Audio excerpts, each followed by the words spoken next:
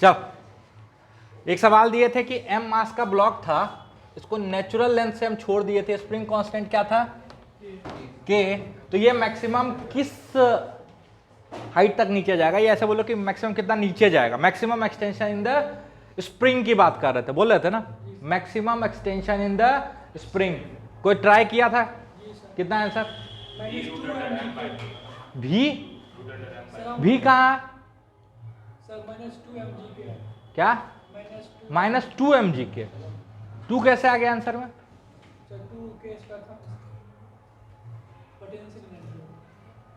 किए ही नहीं, गलत सही भी तो करते, ऐसा कैसे होगा केशव जी? हैं? आपके नाम का आदमी इंडिया से अफ्रीका में जाके खेलने लगा, आप हो कि इंडिया में भी? हाँ चलो पीछे अटेम्प्ट किए हो, ठीक। क्या है आंसर? क्या है आंसर? बोलो ना भाई। -2 mg बटे के, माइनस तो नहीं, चलो नीचे आ गया। टू, अबे तू बना के लाया 2 mg बटे के, देखा देखा कॉपी देखा, 2 mg बाई के एक्स। ये कहाँ से आपके दिमाग में आया कि v must be 0 for maximum? जब मैक्सिमम हाइट पड़ जाएगा तो उसे कुछ सेकंड के लिए रुकेगा। ठीक, एक दो छोटा क्वेश्चन ट्राई कर लिया करो। देखो पहले तो गलत जवाब इसका जो आपके दिमाग में आना चाहिए वो ये है कि देखो नीचे mg, ये नीचे आएगा तो ऊपर स्प्रिंग फोर्स, अरे होगा, तो फोर्स को बैलेंस कर दें, kx बराबर mg, x बराबर mg बाय k, है ना?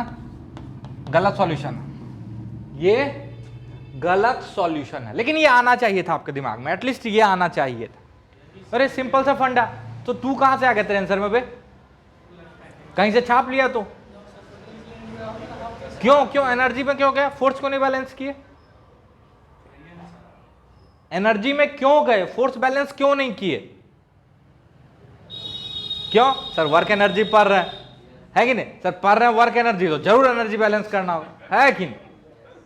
हाँ, जैसे कि जेई का पेपर आएगा उसमें लिखा रहेगा ये अच्छी वर्मा के वर्क एनर्जी चैप्टर का सवाल, लतखोर, हट, समझ में? ये क्यों नहीं आया आपके दिमाग में? ठीक है ये गलत है, बट आना तो चाहिए। अमन क्यों नहीं आया दिमाग में? वर्क पावर एनर्जी चल रहा है इसलिए लगा दिए। इस चीज से बाहर निकलो, है ना? इस चीज से बाहर निकलो, सवाल के कॉन्सेप्ट को, उसके कोर को पकड़ने की कोशिश करो। पहला सिंपल सा एक्सप्लेनेशन पहले देते हैं। जब आप इसको छोड़ोगे तो ये तब तक नीचे जाएगा जब तक कि इसका रफ्तार 0 ना हो जाए। पहले हम आंसर निकाल के दिखा देते हैं, है ना? अरे छोड़ोगे, स्प्रिंग को खींचेगा, कहीं जाकर रुकेगा, फिर वापस होगा, तो जहां रुकेगा वही तो मैक्सिमम एक्सटेंशन होगा, अरे है कि नहीं? तो मान लेते हैं, ये तो गलत सॉल्यूशन था, लिख लेना, लेकिन मान लेते हैं ये x नीचे जाके रुका, कितना नीचे? x, नेचुरल लेंथ से। अच्छा, स्प्रिंग के केस में नेचुरल लेंथ जरूर ड्रॉ करने का, है ना? सबसे इंपॉर्टेंट चीज है नेचुरल लेंथ, क्योंकि सारा मेजरमेंट स्प्रिंग के केस में हम कहां से लेते हैं? नेचुरल लेंथ से ही ना, है ना? तो नेचुरल लेंथ हमेशा ड्रॉ कीजिएगा। ये अभी के लिए ही नहीं है, आगे जब एसएचएम पढ़ेंगे सिंपल हार्मोनिक मोशन, तो ये चीज अगर नहीं आदत डालोगे नेचुरल लेंथ ड्रॉ करने का, तो सब चीज वहां पंगा होगा, है ना? तो नेचुरल लेंथ से x खींचा। अच्छा, यहां पे रफ्तार क्या था? 0, यहां पे भी रफ्तार, इनिशियल फाइनल लिख लें। अच्छा, यहां पे potential energy, gravitational potential energy 0 मान लें, कहीं मान सकते हैं, तो यहां पे ग्रेविटेशनल पोटेंशियल एनर्जी और spring potential energy 0। Spring potential energy 0 क्यों माने? क्योंकि नेचुरल लेंथ में था, अरे है ना? और वर्ल्ड वाइड कन्वेंशन क्या बोलता है? नेचुरल लेंथ में जनरली हम स्प्रिंग पोटेंशियल एनर्जी 0 लेते हैं। कोई दिक्कत? अच्छा, यहां आया होगा तो रुका होगा पक्का, यहां भी रफ्तार 0। अच्छा, क्या इसमें टाइम फैक्टर इन्वॉल्व है? नहीं है, टाइम का फैक्टर इन्वॉल्व नहीं है, तो ज्यादा बेटर मेथड क्या है? एनर्जी मेथड से जाने का, अरे है ना? तो चलो एनर्जी मेथड लगा देते हैं। अच्छा यहाँ पे कोई अगर स्प्रिंग और ब्लॉक को सिस्टम ले लो तो यहाँ पे एक एक्सटर्नल फोर्स mg है ना, जिसको आप उसी सिस्टम का हिस्सा मान सकते हो क्योंकि mg तो वेल अंडरस्टूड है। अरे है ना, कल इस चीज पे चर्चा कर लिए थे कि ग्रेविटेशनल पोटेंशियल एनर्जी तो सबसे बेसिक फॉर्म है। और कोई फोर्स है क्या? नहीं। मतलब यहाँ मस्त हम एनर्जी कंजर्व कर सकते हैं क्या? Total initial mechanical energy equal to total final mechanical energy, हाँ या ना? अरे कर सकते हैं ना। चलो तो इनिशियल मैकेनिकल एनर्जी लिखो, initial gravitational potential energy 0, initial spring potential energy 0, spring kinetic energy 0 is equal to जब ये x नीचे आया तो gravitational potential energy minus mgx। Minus क्यों? नीचे गया। और अगर इसको 0 लिया है तो 0 से नीचे जाने पे पोटेंशियल एनर्जी घटेगी, 0 से ऊपर जाने पे पोटेंशियल एनर्जी बढ़ेगी। अरे है ना, तो ये 0 तो ये माइनस mgx। अगर ये 0 लेते तो ये mgx होता, तो पहले mgx होता बाद में 0 हो जाता। अरे समझ में आ रहा? पक्का। चल plus spring potential energy plus kinetic energy 0। यहां से सॉल्व करोगे x बराबर एक तो आएगा 0 और एक आएगा x बराबर 2mg/k। कितना आएगा? 2mg/k। तो यही है मेरा मैक्सिमम एक्सटेंशन। क्या है? Maximum extension. और ये उसके उस आंसर से ट्वाइस आ रहा है, फोर्स बैलेंस करने वाले आंसर से ट्वाइस आ रहा है। अच्छा इसको हम थोड़ा और अच्छे से एक्सप्लेन करेंगे। माइनस क्यों बे?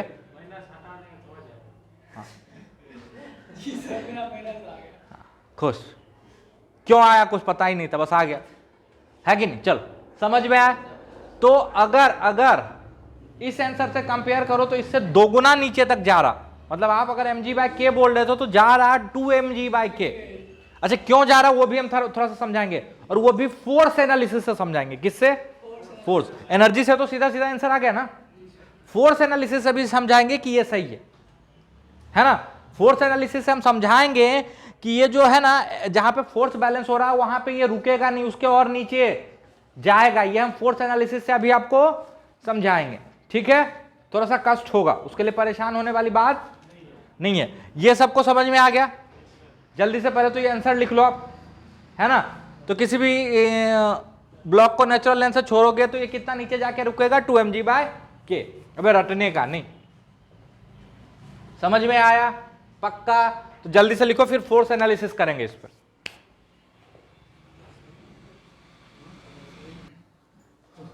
चलो इसका थोड़ा सा फोर्स एनालिसिस कर लें कि जहां पे फोर्स 0 हो रहा है वहां पे ये क्यों नहीं रुकेगा, वो मैक्सिमम एक्सटेंशन क्यों नहीं होगा। ध्यान से सुनना।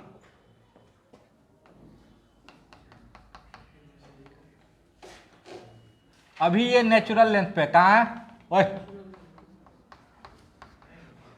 अच्छा, फोर्स जहां बैलेंस हो रहा है मतलब वहां पे mg और स्प्रिंग फोर्स क्या हो रहा होगा? सेम हो रहा होगा। अरे हो रहा होगा ना। अच्छा वो mg/k है, तो एक बार लाइन बस ड्रॉ कर लेते हैं। mg/k ये एक्सटेंशन है, ठीक है। अच्छा रुका कहां पे? 2mg/k। अब ये कोई गधा जैसे मत पूछना कि सर आपको कैसे पता चला कि mg/k है तो ये भी mg/k होगा। गधा टोटल 2mg/k है, ये mg/k है, तो आप बाकी क्या होगा? कुछ सोचा था? अच्छा हमको तो पूछना था। चल यहां तक में कोई दिक्कत?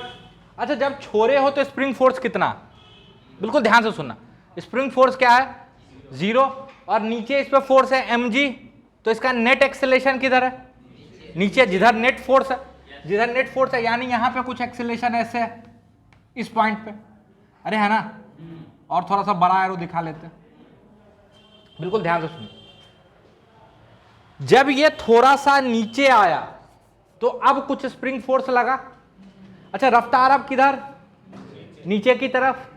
जैसे थोड़ा नीचे आया तो रफ्तार भी नीचे, एक्सेलेरेशन भी नीचे, तो रफ्तार बढ़ रहा होगा। अभी तो बढ़ रहा है ना। अच्छा जैसे ही थोड़ा सा नीचे आया तो mg बढ़ा कि kx बढ़ा? mg बढ़ा, क्योंकि बराबर तो यहां होगा, उससे पहले कौन बढ़ा रहा होगा? mg। लेकिन जैसे जैसे आप नीचे आओगे वैसे वैसे स्प्रिंग फोर्स बढ़ेगा। यानी जो नीचे का नेट फोर्स है वो कम होगा। अरे पहले नीचे mg था, फिर नीचे लगेगा mg माइनस के एक्स, फिर लगेगा mg माइनस के एक्स टू, फिर लगेगा mg माइनस के एक्स थ्री। अरे लगेगा, चल यहां भी आएगा तो इसका वेलोसिटी किधर है, नीचे, और एक्सीलरेशन भी नीचे, लेकिन अब मैग्नीट्यूड कम हो गया होगा। अरे हो गया होगा, 1 मिनट वेट कर लेते हैं। समझ में आया? अच्छा, जैसे थोड़ा सा नीचे आया तो एक्सीलरेशन है नीचे की तरफ ही, कम हो गया, लेकिन है तो नीचे की तरफ ही। तो एक्सीलरेशन नीचे और वेलोसिटी नीचे, तो स्पीड बढ़ेगा कि घटेगा? बढ़ेगा। ऐसा कब तक होगा? यहां तक। ठीक है, यहां भी जीरो नहीं हुआ बे, यहां एक्सीलरेशन जीरो हुआ है। पहले नीचे था, नीचे ही है लेकिन कम, नीचे ही है लेकिन कम, और यहां आने के बाद एक्सीलरेशन जीरो, क्योंकि ऊपर का फोर्स और नीचे का फोर्स बैलेंस हो गया। तो क्या यहां पे आके रुक जाएगा? नहीं, अब तो ये रफ्तार गेन कर चुका है, इसका रफ्तार यहां से लेके यहां तक बढ़ रहा होगा। समझ में आया? हाँ, पहले तेजी से बढ़ा होगा, बाद में धीरे धीरे, लेकिन बढ़ तो रहा होगा। अब जैसे ही इस पॉइंट को क्रॉस किया, ध्यान से सुनो, यहां पे एक्सेलरेशन बिल्कुल छोटा सा, यहां पे एकदम छोटा सा, और यहां पे जीरो, कोई दिक्कत? लेकिन है तो नीचे की तरफ। लेकिन जैसे इस पॉइंट को क्रॉस करेगा, अब स्प्रिंग फोर्स बड़ा हो जाएगा। किससे? mg से, क्योंकि इतना एक्सटेंशन पे बराबर हुआ, और एक्सटेंशन करोगे तो स्प्रिंग फोर्स और बढ़ेगा। तो अब स्प्रिंग फोर्स बड़ा होगा, बहुत नहीं, थोड़ा सा, थोड़ा सा, लेकिन थोड़ा सा बड़ा होगा तो नेट एक्सीलरेशन किधर आ जाएगा? ऊपर, और वेलोसिटी किधर है? नीचे। तो ऐसा थोड़े को रुक जाएगा, रफ्तार कम होना शुरू हो। अरे है ना, यानी यहां से जस्ट नीचे यहां आए तो एक्सीलरेशन ऊपर और वेलोसिटी नीचे, यानी रफ्तार कम होगा। अगेन थोड़ा और नीचे आएंगे तो एक्सीलरेशन और बढ़ेगा ऊपर की तरफ, और वेलोसिटी नीचे है तो रफ्तार क्या हो रहा होगा? कम, और ये कम होते होते यहां आके क्या हो रहा होगा? जीरो। समझ में आया? अरे समझ में आया? तो कहां रुकेगा? जहां फोर्स जीरो हो कि स्पीड जीरो हो? स्पीड जीरो हो। और वो क्या होगा? मैक्सिमम एक्सटेंशन होगा, है ना? तो मैक्सिमम एक्सटेंशन पे फोर्स जीरो होता है कि स्पीड जीरो होता है? फोर्स जीरो नहीं होता है, स्पीड जीरो होता है ना? तो ये हो गया मैक्सिमम एक्सटेंशन। और यहां पे क्या है? v बराबर जीरो। अच्छा, जहां पे फोर्स जीरो है वहां पे भी एक खास चीज हो रहा है, वहां पे रफ्तार मैक्सिमम है। देखो, रफ्तार बढ़ा बढ़ा बढ़ा बढ़ा बढ़ा, और इसके बाद घटने लगा, है ना? तो जहां फोर्स जीरो है वहां मैक्सिमम, वेलोसिटी नहीं, स्पीड क्या है? मैक्सिमम। समझ में आया? पक्का?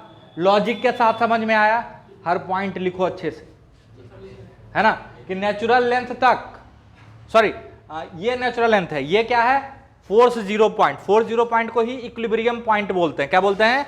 इक्विलिब्रियम पोजीशन या मीन पोजीशन, है ना? इस पे आगे भी बात करेंगे। इसको क्या बोलते हैं? Equilibrium position. इक्विलिब्रियम का मतलब ही क्या होता है? Force zero.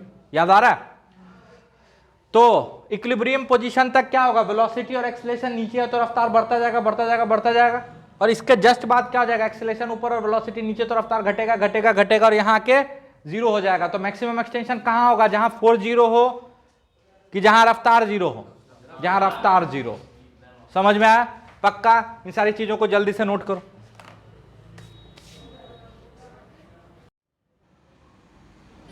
चलो, यूरोडोव 1.124, ठीक है? यूरोडोव 1.124 खुद से ट्राई करो, 5 मिनट का टाइम दे रहा है। यूरोडोव 1.124, ठीक है? चलो देखो देखो देखो, हम मान ले रहे हैं कि अब स्लाइड कर गया और कितना लेंथ बचा है टेबल पे? X length. तो हैंग कितना कर रहा होगा? L minus x. कोई दिक्कत? पहले फ्रिक्शन का वर्क निकाल लेते हैं, मस्त, है ना? क्योंकि फ्रिक्शन एक्ट कर रहा, फ्रिक्शन है, है कि नहीं है? तो कितना, अच्छा स्टार्ट कहां से हुआ था? चेन का कितना लेंथ टेबल पे था? 12/3 है ना, और पूरा सा सर जाएगा तो कितना? 0। अरे अच्छा, फ्रिक्शन तो उसी दौरान एक्ट करेगा जब तक चेन का हिस्सा टेबल पे है, उसके बाद तो फ्रिक्शन एक्ट नहीं करेगा। भाई इधर हवा में तो फ्रिक्शन से क्या लेना दे, अरे है ना। अच्छा यहां पे नॉर्मल ऊपर लगेगा और mg नीचे लगेगा। अच्छा mg में इसका वेट कितना होगा बताओ? अगर l लेंथ का मास m है तो यूनिट लेंथ का मास m/l, तो x लेंथ का मास, तो यहां पे लगेगा mx/l। इस हिस्से पे बात कर रहे हैं। अच्छा ये हिस्सा इस पर टेंशन लगा रहा होगा, ये हिस्सा इस पर टेंशन लगा रहा है कि नहीं? अरे ये जो लटका हुआ है इस पर टेंशन लगा रहा होगा ना, और ये बाकी लटके हुए हिस्से पर टेंशन लगा रहा होगा, बट वो हॉरिजॉन्टल है इसके लिए, तो उसको हम अभी पिक्चर में नहीं ले रहे, ठीक है। अच्छा ये नॉर्मल n, और ये इधर स्लाइड कर रहा, तो फ्रिक्शन इधर, कौन सा फ्रिक्शन? काइनेटिक फ्रिक्शन, ठीक है, mx। हाँ भाई इसका वेट, ठीक है, वेट क्या होता है? mg, है ना। तो पूरे लेंथ का मास m है, तो x लेंथ का मास क्या होगा? चीनी खरीदने आता है 10 किलो का दाम 2000 रुपया, तो 1 किलो का दाम, हाँ तो समझ में आया। अच्छा अभी इस पे कितना फ्रिक्शन एक्ट कर रहा होगा? अभी जब x लेंथ है तो आप बोलोगे फ्रिक्शन हो जाएगा म्यू mx g/l, क्योंकि नॉर्मल और mg बैलेंस हो रहा होगा। अच्छा ध्यान से देखो तो ये फ्रिक्शन कांस्टेंट है कि वेरिएबल है? वेरिएबल है। जैसे जैसे चेन नीचे उतरेगा वैसे वैसे x कम होगा, वैसे वैसे फ्रिक्शन का वैल्यू कम होगा। अरे समझ में आया? अरे समझ में आया? मतलब ये फ्रिक्शन कांस्टेंट नहीं है ना। तो वेरिएबल फोर्स का वर्क कैसे लिखते हैं? इंटीग्रेशन f.dx, याद आ रहा? अरे याद आ रहा? चलो मानते हैं ये dx खिसका, कितना खिसका? dx। फ्रिक्शन किधर लग रहा है? इधर लग रहा है। तो वर्क डन बाय फ्रिक्शन, छोटा सा जो वर्क है फ्रिक्शन के द्वारा, वो होगा, जल्दी से बोलते जाना, फोर्स का magnitude mu mx g/l, displacement का मैग्नीट्यूड माइनस dx, क्योंकि अगेन x घट रहा है बे, ये भी तो ध्यान रखना, ठीक है। dx डिस्प्लेसमेंट है, बट dx अपने आप में पॉजिटिव टर्म नहीं है, ये एक निगेटिव टर्म है। और यहां पे हमको क्या चाहिए होता? मैग्नीट्यूड चाहिए होता ना। ये सिखा चुके हैं कई बार, पहली बार नहीं बता रहे। अच्छा cos of angle between them, friction इधर डिस्प्लेसमेंट इधर, तो कॉस 180 -1, अरे है ना। This is small work done by friction. Total work done के लिए क्या करोगे? इंटीग्रेट करोगे। x का वैल्यू कहां से कहां लोगे? तो शुरू में x कितना था? 12/3, और जब पूरा चेन नीचे स्लाइड कर देगा तो 0। इसको सॉल्व करोगे तो किसका वर्क आ जाएगा? काइनेटिक फ्रिक्शन का वर्क। लिखो जल्दी से,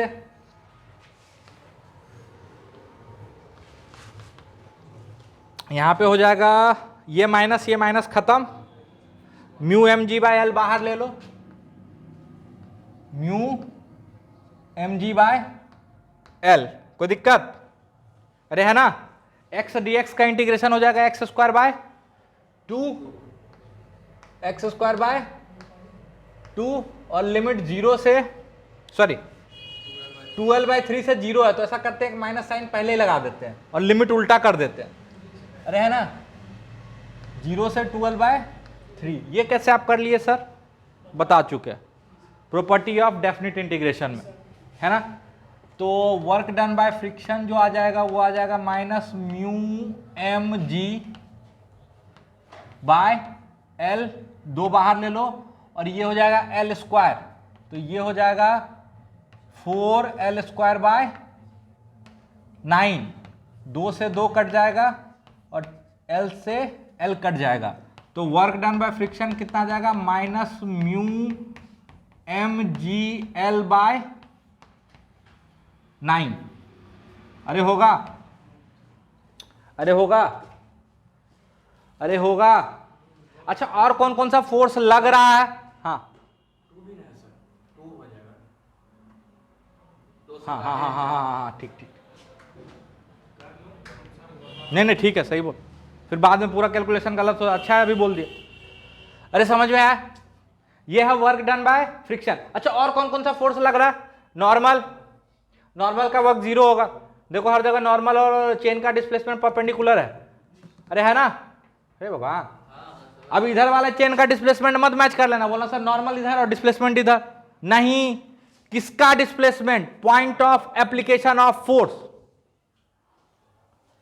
अगला mg का वर्क, तो mg का वर्क इस हिस्से पे तो 0 है, लेकिन इस हिस्से पे वर्क है, अरे है ना, ये हिस्सा नीचे आ रहा है ना, अरे भगवान, अरे ये हिस्सा नीचे आ रहा है ना, अरे ये हिस्सा नीचे आ रहा है ना, तो mg ला रहा है ना, तो mg वर्क कर रहा होगा ना। पहला तरीका ऐसे ही इंटीग्रेट करके बना, थोड़ा सा डिस्प्लेसमेंट मान लेना, इस पे mg कितना लग रहा है उसका वर्क लिखना, फिर इंटीग्रेट करना, घर पे करना, जैसे फ्रिक्शन का लिखे ना, अरे वैसे इसका भी कुछ वेट होगा, इसका वेट क्या होगा? m/l into L minus X into G, और थोड़ा सा डिस्प्लेसमेंट नीचे dx, अरे हाँ ना बोल, है ना, तो छोटा सा वर्क निकाल लोगे, फिर इंटीग्रेट कर देना, समझ में आया? दूसरा तरीका और साथ में एक कॉन्सेप्ट, दूसरा तरीका और साथ में एक कॉन्सेप्ट। स्टार्ट करें, चलो। मान लो ये जमीन है जिसको हम बोलते हैं जीरो ग्रेविटेशनल पोटेंशियल एनर्जी, ठीक है, जमीन है जिसको हम बोल रहे हैं जीरो ग्रेविटेशनल पोटेंशियल एनर्जी, बोल रहे हैं हम, कहीं भी बोल सकते हैं जीरो, बता चुके हैं ना, ये कोई नया चीज तो है नहीं आज। इस पे एक रॉड है खड़ा, ऐसे एल लेंथ का रॉड है, कितना? एल लेंथ का, एम मास का,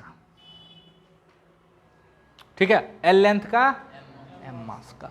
हम बोल रहे हैं कि अगर ये मेरा जीरो ग्रेविटेशनल पोटेंशियल एनर्जी है तो इस रॉड का पोटेंशियल एनर्जी कितना होगा, इस रॉड का पोटेंशियल एनर्जी कितना होगा? तो कुछ समझदार बच्चे जो पढ़ चुके हो पहले थोड़ा बहुत, वो बोलोगे कि सर इसका सेंटर ऑफ मास बीच में होता है ना, तो mgh/2 लिख देंगे या mgl/2 लिख देंगे। हम बोलेंगे हम कुछ सिखाएं सेंटर ऑफ मास, नहीं सिखाया ना, नहीं सिखाया ना, तो नहीं लगाने का, है ना, नहीं लगाने का, ठीक है। अच्छा तो क्या करेंगे सर, तो क्या करेंगे? देखो हम क्या जानते हैं, कोई मास अगर जीरो पोटेंशियल एनर्जी से h ऊपर है तो उसका ग्रेविटेशनल पोटेंशियल एनर्जी क्या होगा, और उससे नीचे है तो माइनस mgh, हम तो यही जानते हैं, इससे ज्यादा तो कुछ जानते नहीं।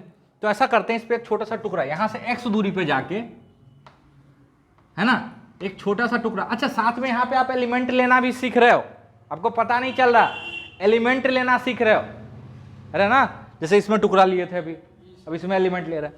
एक छोटा सा टुकड़ा लेते हैं जिसका लेंथ क्या है, dx, x दूरी पे जाके एक छोटा सा टुकड़ा लेते हैं जिस टुकड़े का लेंथ क्या है, dx। इस छोटे से टुकड़े का जो छोटा सा मास होगा वो मेरे हिसाब से हो जाएगा m/l dx। ये कैसे आया?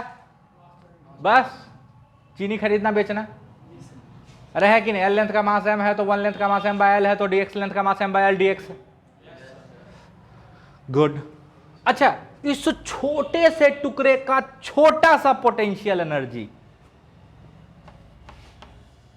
क्या होगा, mgh, तो इसका मास क्या है, m/lx into g into height x। ये इस छोटे से टुकड़े का छोटा सा पोटेंशियल एनर्जी, तो टोटल पोटेंशियल एनर्जी कैसे निकलेगा, सबका पोटेंशियल एनर्जी जोड़ देंगे, अरे हाँ ना बोल, 0 से L, अरे सॉल्व करोगे हम डायरेक्ट आंसर लिखते हैं, ये आ जाएगा mgl/2।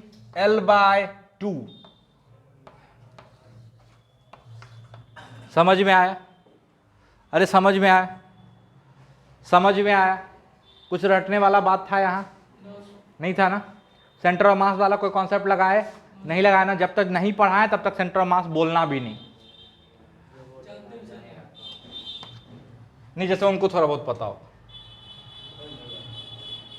आपको पता होगा ना सेंटर ऑफ मास, आप तो सुने होगे, चल इसलिए सेंटर ऑफ मास नहीं पढ़ाए हम नहीं पढ़ाए तो बोलने का भी नहीं। समझ में आया? चलो हटाओ।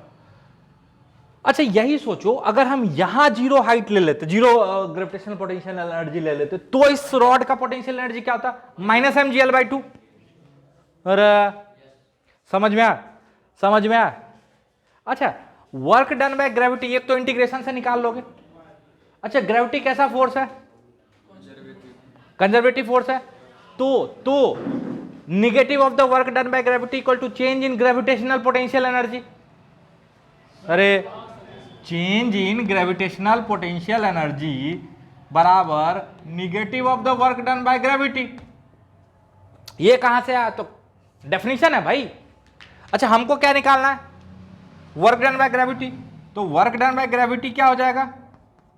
Negative of the change in potential, gravitational potential energy, यानी initial potential energy minus final. अरे चेंज होता है फाइनल माइनस इनिशियल, तो एक माइनस साइन लगा हुआ तो क्या आ जाएगा? Initial minus final. कुछ नहीं समझ में आ रहा सर? अरे कुछ भी नहीं आ रहा? आ रहा है ना? अच्छा चेन पहले कैसे था, ध्यान से सुनना। और इस पे क्या लग रहा है, उसमें मेरा कोई इंटरेस्ट अभी नहीं है। ओए एक भी शब्द बोलेगा तो सब बर्बाद हो जाएगा। चेन पहले ऐसे था, कितना लेंथ लटक रहा था? L/3। L/3 पे छोड़ा ना, कितना लेंथ लटक रहा था? L/3। अच्छा अगर हम इसी को जीरो ग्रेविटेशनल पोटेंशियल एनर्जी मान ले इसको, तो ये जो हिस्सा चेन का यहां पे, उसकी तो एनर्जी जीरो हो जाएगी, है ना? लेकिन इसका पोटेंशियल एनर्जी क्या हो जाएगा? माइनस, चूंकि जीरो से नीचे है, mg, इसका मास टोटल का मास नहीं, m इसका mass, g acceleration due to gravity, और इस लेंथ का बटे 2। अरे बिल्कुल वैसे सोचो ना। तो पहले जो चेन की पोटेंशियल एनर्जी थी पहले, u इनिशियल, वो तो ये जीरो माइनस इसका क्या हो जाएगा? m/3। अरे टोटल का मास m है तो 1/3 का मास m/3 हो जाएगा। m इंटू जी इंटू h L/6। तो इनिशियल पोटेंशियल एनर्जी कितनी थी चेन में? Minus mg/18।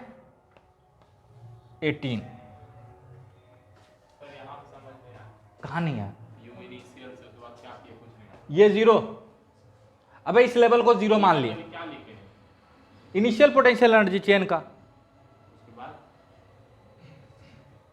उसका वैल्यू लिख दी। अबे चेन का पोटेंशियल एनर्जी यहां से सोच सकते हैं। उसमें वो नहीं समझ आया कि आप छोटे वाला काहे लिए, छोटा पॉइंट? क्योंकि अगर बड़ा पॉइंट ले लो, मान लो इतना बड़ा ले लेते टुकड़ा, ठीक है, इसका सवाल सही है सर, इतना बड़ा क्यों लिए? अगर बड़ा टुकड़ा ले लेंगे तो हर मास का हाइट सेम होगा क्या? हर मास का हाइट सेम होगा, तो क्या आप mgh फॉर्मूला लिख सकते हो? लेकिन अगर ये छोटा सा टुकड़ा लेते हैं तो इसका हाइट तो x है, तो क्या इसका पोटेंशियल एनर्जी mgx लिख सकते हैं? बिल्कुल लिख सकते हैं। समझ में आया? अब वो समझ में आया? तो पहले पूछना था। अरे इनका बिल्कुल सही सवाल है, हम इंतजार करते हैं कि कोई तो पूछेगा कि सर ये छोटा टुकड़ा क्यों, पूरे का डायरेक्ट लिख दो ना। तो सबका हाइट अलग अलग है ना बे। हम तो क्या जानते हैं कि एक पार्टिकल अगर h हाइट पे हो तो उसका ग्रेविटेशनल पोटेंशियल एनर्जी mgh होता है, और ये पार्टिकल थोड़े, इस पार्टिकल का हाइट अलग, इसका अलग, इसका अलग, इसका अलग, इसका अलग, इसका अलग। अरे समझ में आया?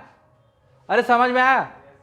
इसीलिए हम क्या छोटा एलिमेंट लिए, है ना? हाँ अब बोलोगे सर इसका भी तो हाइट अलग है, इसका x और इसका x प्लस dx, वो तो बहुत छोटा है बे, वो तो बहुत छोटा। चल तो इनिशियल ग्रेविटेशनल पोटेंशियल एनर्जी लिख दी है। अच्छा बाद में चेन का क्या स्थिति होगा, हम यही बना देते हैं ताकि एक ही जगह रहे सब, ठीक है? बाद में चेन का स्थिति क्या होगा? तो चेन ये जो ये टेबल है, ये सब पूरा सरक गया होगा। अरे सरक गया होगा, अरे सरक गया होगा, ये तो जीरो था। तो फाइनल पोटेंशियल एनर्जी जो लिखोगे, ध्यान से सुनना, इस पे तो कुछ नहीं है, सब नीचे है, तो हम लिखेंगे माइनस mgl/2 माइनस mgl/2। तो वर्क डन बाय ग्रेविटी यहां से निकलेगा, अरे निकलेगा initial potential energy minus final potential energy, और देखना वो पॉजिटिव आएगा, और पॉजिटिव आना भी चाहिए। पता है क्यों? mg लग किधर रहा? नीचे, और डिस्प्लेस किधर हो रहा? नीचे। तो करो u इनिशियल क्या है? माइनस mgl/18 और माइनस mgl/2, तो माइनस mgl/18 प्लस mgl/2, तो वर्क डन बाय ग्रेविटी क्या हो जाएगा? Minus mgl/18 plus mgl/2। ठीक है, तो ये हो जाएगा 18 और ये हो जाएगा -1, ये हो जाएगा 7 mgl/18 माइनस, वो पगला है क्या? उसको जगाया। अब 9, ये भी गलत हमको लिखा रहा है, ये 8 होगा।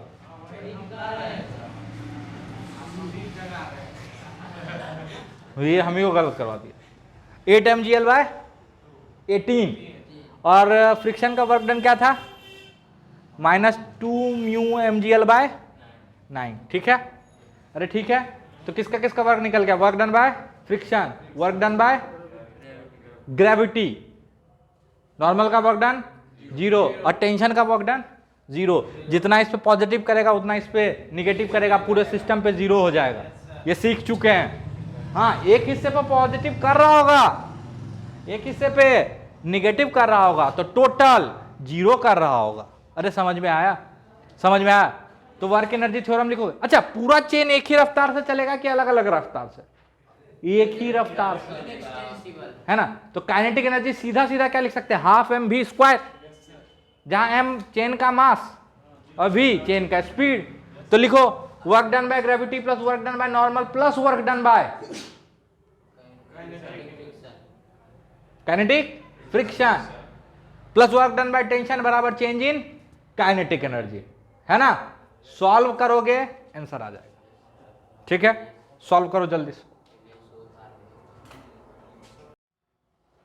चलो, तो इसमें सिर्फ फ्रिक्शन का वर्क पूछा था, हम ग्रेविटी का फ्री में बता दिए, है ना? बट चलो कुछ सीख ही लिए, कोई दिक्कत?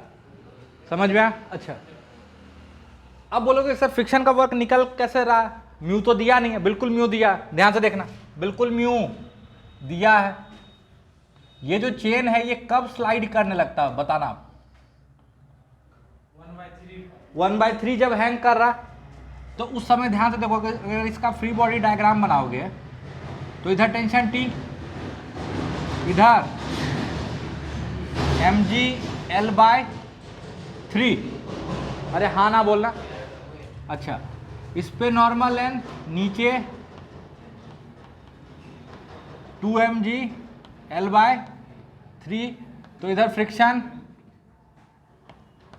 2 म्यू mgl/3 और इधर टेंशन T, तो टेंशन इसके बराबर हो गया होगा, तभी तो स्लाइड कर रहा होगा जस्ट, और टेंशन इसके भी बराबर हो गया होगा, तभी तो सिस्टम नीचे आ रहा। अबे दो इक्वेशन लिखोगे, T माइनस दिस बराबर 0 और T माइनस दिस बराबर 0, वहां से आ जाएगा दिस बराबर दिस, तो आप लिखोगे 2 म्यू mgl बराबर mgl/3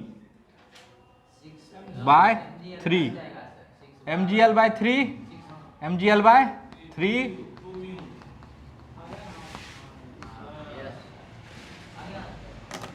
म्यू बराबर हाफ, आप उसमें पुट कर लेना, आंसर आ जाएगा, है ना? हाँ हाँ हाँ, अबे इसमें पुट करेगा तो वर्क डन बाय ग्रेविटी आ जाएगा, उसमें म्यू पुट कहाँ करेगा बे? नहीं, कहाँ करेगा पुट? हद गधा। चलो, क्वेश्चन नंबर 1.123, यूरोडोव का 1.123 पुट करके उसमें जुट जाना,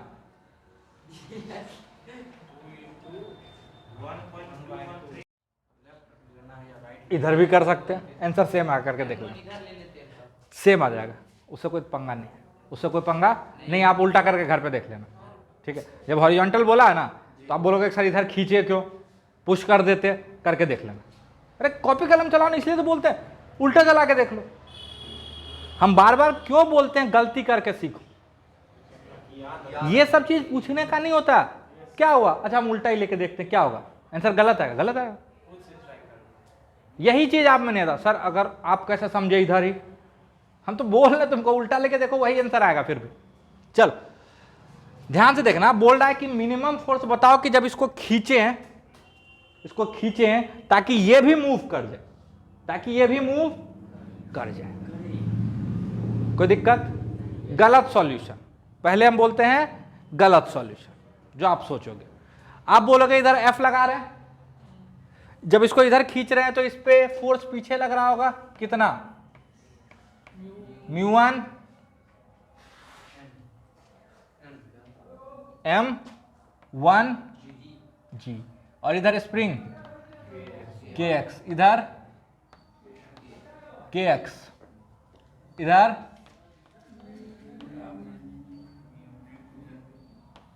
μm2 जी। आप सीधा सीधा सोचोगे कि इसको इतना खींचें कि ये kx इसके बराबर हो जाए और ये दोनों बराबर हो जाए, अरे है ना, फोर्स बैलेंस कर लोगे तो आप इक्वेशन लिखोगे kx बराबर μm2 g, तो x बराबर m2g बाय k। इस पे लगाओगे f बराबर μm1 g plus kx x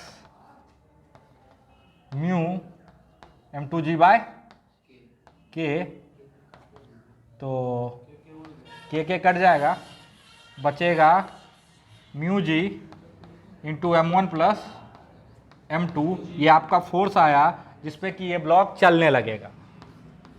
मेरा कहना है गलत,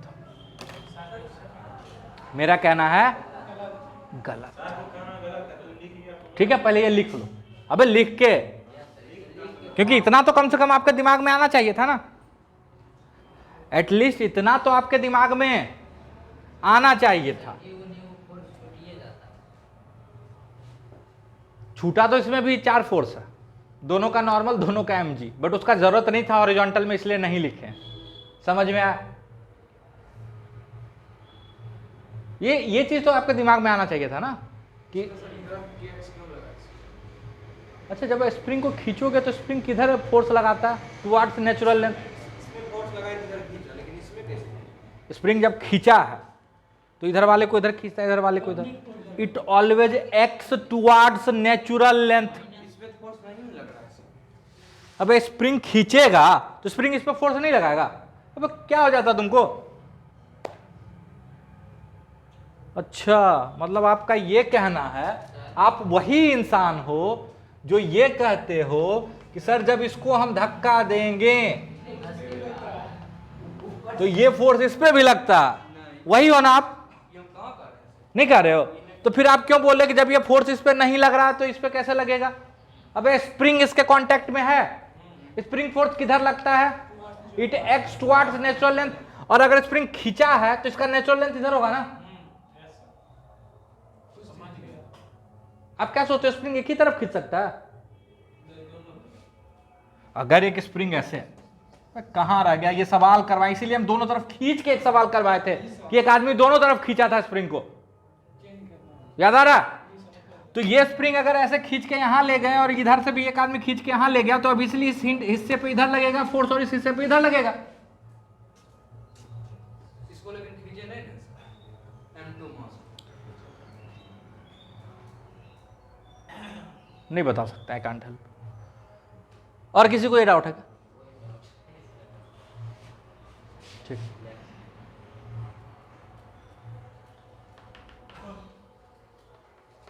इसको खींचते हैं यहां फोर्स नहीं लगता,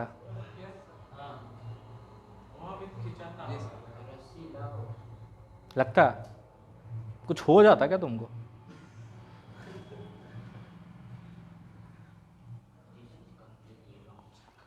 थोड़ा सा जग के आया करो। अब समझ में आया? दोनों हिस्सा खींचना, ये कहां का लॉजिक? स्प्रिंग खींचा तो फोर्स लगाएगा टुवर्ड्स नेचुरल लेंथ, दबा तो फिर फोर्स लगाएगा टुवर्ड्स नेचुरल लेंथ। चलो लिखो ये पहले, ये गलत सॉल्यूशन था। चलो, तो आप में से तो कोई इतना भी नहीं किया, एनर्जी से तो जाना दूर, फोर्स भी नहीं लगा, है ना? एनर्जी से जाना तो दूर, फोर्स भी नहीं लगा। अच्छा, पहले केस में क्या गड़बड़ था पता है? हम बोले कि जब ये इसको खींच रहा है तो इस पे भी नेट फोर्स क्या हो रहा है? जीरो। नेट फोर्स जीरो होने का मतलब ये रुक नहीं गया होगा, ये और चलेगा। ये रुकेगा कब? जब रफ्तार जीरो हो रहा है। अच्छा, ये अभी रुका नहीं और ये चल दिया, ये रुका नहीं और ये चल दिया। हम बताते हैं उसमें गलती क्या था, ध्यान से सुनना, बहुत फाइन मिस्टेक। मेरा कहना है कि जब आप दोनों पे नेट फोर्स बैलेंस कर दिए, है ना, है कि नहीं, तो उसमें आपको एफ का कुछ वैल्यू आया, लेकिन उस वैल्यू के लिए जब ये चलना शुरू करेगा तो ये रुका नहीं होगा, इस पे फोर्स जीरो हुआ, अभी तो और थोड़ा आगे जाएगा, जब रफ्तार जीरो होगा तब रुकेगा। अरे समझ में आया? समझ में आया? लेकिन बोला है मिनिमम फोर्स। अरे समझ में आया? क्या बोला? Minimum force. यहां तो ये फोर्स और इसको आगे ले जा सकता है, बट हमको इसको आगे ले जाना थोड़ी ही है। मेरा तो मोटिव है कि ये हिल जाए। अरे समझ में आ रहा? फिर से सुनना, जब ये फोर्स एनालिसिस से आप इसको सॉल्व किए कि दोनों पे फोर्स बराबर कर दिए, तो यहां पंगा क्या हो रहा है वो बता रहे हैं। सवाल में पूछा है मिनिमम फोर्स बताओ, यही पूछा है ना? आप क्या किए, चलो ये तो मूव कर गया, ठीक है, लेकिन वो भी और चलेगा। अरे चलेगा, उसको चलाना मेरा मोटिव है कि इसको हिलाना मेरा मोटिव? मतलब हम बेसिकली चाहते हैं कि जब वो रुके तब ये चल दे। मतलब स्प्रिंग जब मैक्सिमम एक्सटेंशन में रहे तब ये ब्लॉक मूव करे, बिल्कुल वैसे जैसे छोड़े। तो अबे यहां तो अभी और ये नीचे जा सकता है ना, बट उसको ले जाना दूर, या अच्छा दूर ले जाना, यहां पे दो चीज है, एक तो और है कि वो और दूर चला जाएगा, पहला चीज। दूसरा आप ऐसे भी बोल सकते हो कि जब ये मूव किया तब ये चल ही रहा था, चल रहा था ना, मतलब अभी भी इसके पास काइनेटिक एनर्जी थी। अरे है ना? बट मेरा मोटिव इसमें काइनेटिक एनर्जी रखने का है कि इसको चलाने का। मतलब इससे कम फोर्स में भी ये चल सकता है। कब? जब इसकी एनर्जी जस्ट जीरो हो और ये मूव कर जाए। अरे अभी जो काइनेटिक एनर्जी मेरे पास है वो तो बर्बाद हो रहा है ना, तो बेकार है ना। ये चल दिया और ये भी अभी चल ही रहा है। अरे है कि नहीं? मतलब इससे कम फोर्स में मेरा काम हो सकता है। हम असल में ये चाहते हैं कि जब इसकी एनर्जी जीरो हो तब ये मूव करे, मतलब जब ये मैक्सिमम एक्सटेंशन पे हो स्प्रिंग तब ये जस्ट मूव कर जाए। अरे समझ में आ रहा? मेरा मोटिव ये नहीं है कि इसमें एनर्जी रहे, मेरा मोटिव है कि ये हिल जाए मिनिमम फोर्स पे, मतलब ये रुक भी जाए तो मेरा काम चलेगा। अरे हाँ ना बोल, अरे हाँ ना बोल, पक्का? अब बन गया सवाल। देखो इधर, अच्छा इस पे, इसको अगर मूव कराना है तो kx must be equal to mu m2g, ये तो होना पड़ेगा। क्यों? Force balancing. अरे जब फोर्स बैलेंस होगा, इधर का फोर्स बढ़ रहा, जब ये पीछे जो मैक्सिमम फोर्स है उसके बराबर होगा तभी तो मूव करेगा। तो यहां से क्वेश्चन आ गया kx बराबर म्यू m2g, तो k बराबर, सॉरी x बराबर mu m2g by k। Equation number 1। इस पे देखो, ये चले और जब रुक जाए तो जो x होगा उसको इससे इक्वेट कर लेंगे। अरे करेंगे। अच्छा मान लिए कि x चला, x ही चला ना, तो जब ये x चला तो इनिशियली इसकी काइनेटिक एनर्जी क्या थी? जीरो। अच्छा इस पे कौन कौन फोर्स वर्क किया होगा? जब इसको F से खींच रहे हो तो एक F फोर्स वर्क किया होगा, एक फ्रिक्शन वर्क किया होगा और एक स्प्रिंग वर्क किया होगा। अरे किया होगा। तो work done by friction plus work done by spring plus work done by normal plus work done by force plus work done by gravity equal to 0। Zero कहां से? चेंज इन काइनेटिक एनर्जी, चला और जब रुका तब ये चला। अरे समझ में आया? यानी जब स्प्रिंग मैक्सिमम खींच चुका था इस पर्टिकुलर फोर्स के लिए तब वो चल दिए। अरे समझ में आया? अच्छा, work done by normal zero, work done by gravity zero, क्योंकि डिस्प्लेस इधर हो रहा है और ये फोर्स परपेंडिकुलर लग रहा है। अच्छा, अगर x चला और ये कांस्टेंट फोर्स है तो फ्रिक्शन का वर्क Fx हो जाएगा सीधा सीधा, सॉरी इसका F का वर्क क्या हो जाएगा? Fx। अरे अच्छा, फ्रिक्शन पीछे लग रहा है म्यू m1g, तो कितना हो जाएगा? क्योंकि ये भी कांस्टेंट फोर्स है इसीलिए। और स्प्रिंग फोर्स पीछे लग रहा है, डिस्प्लेसमेंट आगे हो रहा है, तो माइनस हाफ के एक्स स्क्वायर, हाफ के बराबर 0। अरे हाँ ना बोलना, पक्का? अच्छा, एक एक्स मार दें क्या? एक एक्स क्या बोला पता है? एक एक्स मतलब बोल रहा है कि एक बार और वेलोसिटी 0 था जब एक्स 0 था। अरे जहां से शुरू किया 0 एक्सटेंशन पे तब भी तो रफ्तार 0 ही था ना। तो दो सॉल्यूशन आने का ये मतलब है, इसमें से x कॉमन लोगे ना, एक सॉल्यूशन आएगा x बराबर 0। अरे समझ में आया? तो दो सॉल्यूशन का मीनिंग समझ में आना चाहिए। तो f बराबर क्या आ जाएगा? म्यू m1 g, ये इधर आके प्लस हो जाएगा, प्लस हाफ के म्यू m2g बाय के। अरे हाफ के एक्स है ना, कोई दिक्कत? तो फोर्स कितना आ गया? के से के कट गया और म्यू जी कॉमन ले लो, बचेगा m1 प्लस m2 बाय 2। देखो पहले जो फोर्स आया था पहले उससे कम आ रहा। पहले फोर्स आया था mu G into m1 plus m2 जो फोर्स एनालिसिस से निकाले थे। अरे समझ में आया? क्योंकि वो और खींच सकता था, अरे वो फोर्स इसको और खींच सकता था अभी आगे, बट इसको खींचने में थोड़े मेरा इंटरेस्ट है। हम तो चाहते हैं रुके बस ये चल दे। अरे ये बहुत अच्छा सवाल था, बट ट्राई तो करना था कम से कम गलत। हाँ बोल। बिल्कुल, और पहले केस से अगर करते तो जब ये चलता तो वो भी चल ही रहा होता, मतलब वो भी और जा सकता था। क्यों? क्योंकि उस पर फोर्स बैलेंस हुआ था, रफ्तार 0 नहीं हुआ था। बिल्कुल वही केस था जो स्प्रिंग वाला बताया, लटकने वाला। अरे M1 रुकेगा तो M2 का है तो चलेगा, उससे पहले नहीं चलेगा। हम बोल रहे हैं कि उससे पहले चल देगा तो फिर तो जो फोर्स अभी है, फोर्स है वो इसको भी चला रहा है। अगर ये चल दिया मतलब ये इसको एनर्जी और मिलेगा। अरे अभी चल रहा है मतलब सिस्टम में काइनेटिक एनर्जी भी बची है, और वो एनर्जी कहां से आया होगा? इसी फोर्स से आया होगा। तो मेरा मोटिव इसको चलाना है कि इसमें एनर्जी भरना। तो हम चाहते हैं कि जब ये रुके तब ये चल, मतलब इसकी एनर्जी 0 हो तब ये चल दे। समझ में आया? नहीं आएगा फिर समझाएं।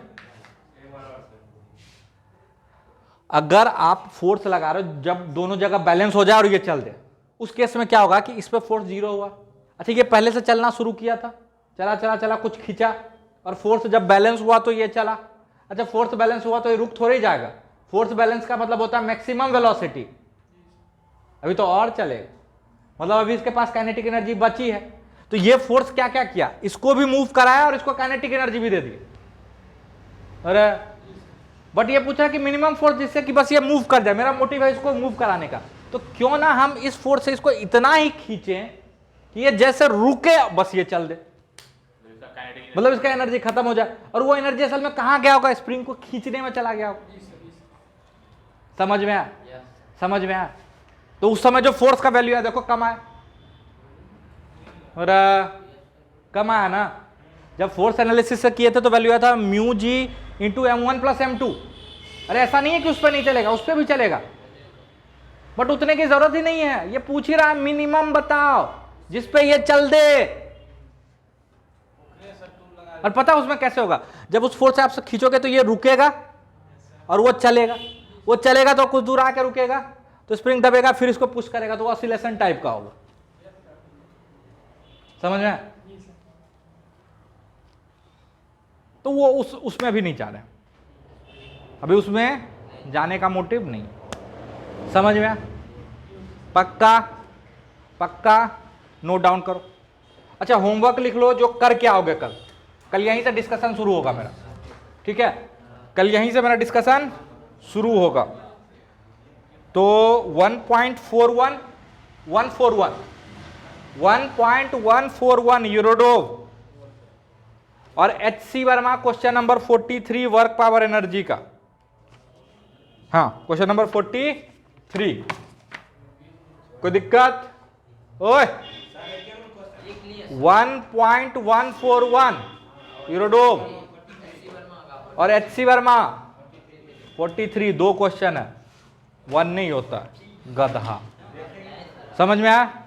तो इतना करके आओगे पक्का।